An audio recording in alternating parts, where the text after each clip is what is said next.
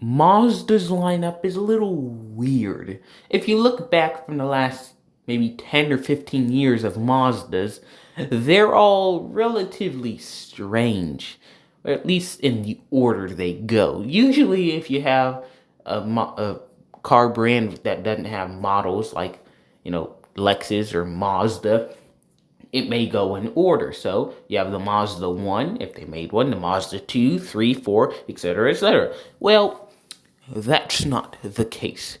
In the case of this particular car brand, the Mazda 2, which they discontinued by the way, was a little subcompact hatchback. Fine, nothing wrong with that. The Mazda 3 was, and still is, a hatchback or sedan that is compact. So it's about the same size as maybe a Jetta or Civic or Corolla. Um, that's fine. So you have the Mazda 2, which is small, the Mazda 3, which is slightly bigger but still small. No Mazda 4. They couldn't do a Mazda 4. So far we don't have a Mazda 1 or a Mazda 4. We do have a Mazda 5, or we did. The Mazda 5 was a minivan. That's strange. So we go from compact hatchback to compact hatchback or compact sedan, skipping Mazda 4, going straight to minivan. Then Mazda 6 is a sedan, a mid-size sedan that competes with a Camry or Corolla or an Optima. Then, of course, there's no Mazda 7, 8, or 9. So, if we look at the sedans or take a closer look, there's no Mazda 1. Fine. They don't have to have a Mazda 1. At least in this country. At least for the U.S., the North American market, this is the one I'm talking about. So you Europeans don't have anything to say in the comments because I'm specifying right now, this is for North Americans. So the Mazda 1, no Mazda 1. Fine. Of course, it's not a problem, at least in North America. Mazda 2, which they discontinued, was a subcompact hatchback made to compete with the Ford Fiesta. The Mazda 3 is either hatchback or sedan. Most people get the sedan, and it's a compact, so it's a little bit bigger. That's fine. Skipping Mazda 4 for whatever reason, Mazda 5 was a minivan. Makes sense. Competes with the Sienna and Odyssey. Mazda 6 is a mid-sized sedan to compete with the Camry and Corolla. And then, of course, there's no Mazda 7, 8, or 9. That's weird because, really? That is just extremely weird that we go from skipping numbers to minivan, then back to mid. That just, if you're gonna do that, at least name the cars. Don't just give them CX or Mazda. They couldn't even just say X3 or the 3 or the whatever. BMW has the 3 Series, Mercedes has the C Class, so it's not just, CX8 or whatever else they have. It's extremely bland, vague.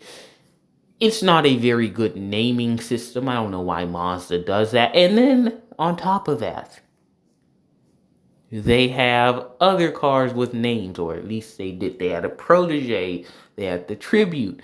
They had some cars with names mixed in there too. But the strangest, in my opinion, is the SUV. Now, the SUV has CX, so Mazda sedans and cars and apparently minivans have Mazda in front of it. Mazda, then a number.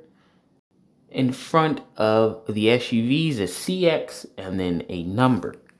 Now, it's important for me to point out a Chinese version of this car, only for one model. I'm sure you guys can figure that out. I'm about to talk about that in a second. So, CX1 doesn't exist in North America. CX2 does not exist in North America. CX3 does exist in North America. That's fine. It's a subcompact crossover made to compete with the Ford EcoSport and stuff like that, Chevy Trax. That's completely fine.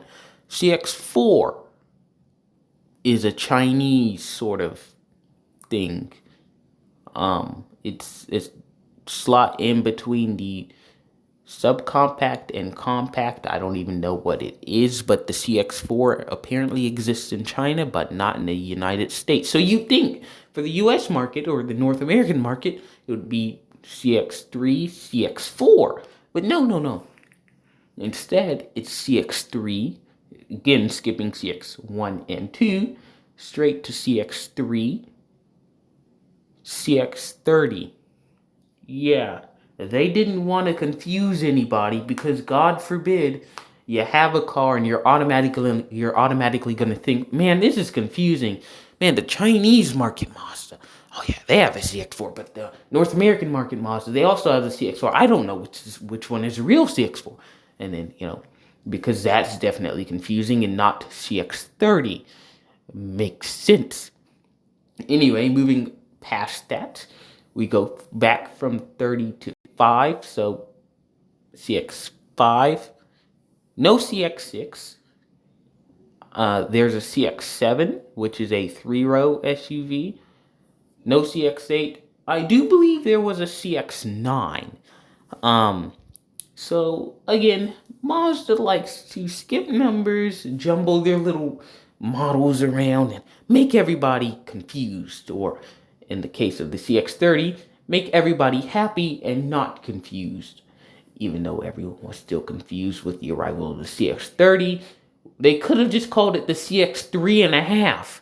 Why did they call it the CX30? That makes no sense. Anyway, I'm not about to ramble to you guys, so that was the weird Mazda naming scheme. So I hope you guys enjoyed, and I will see you in the next video.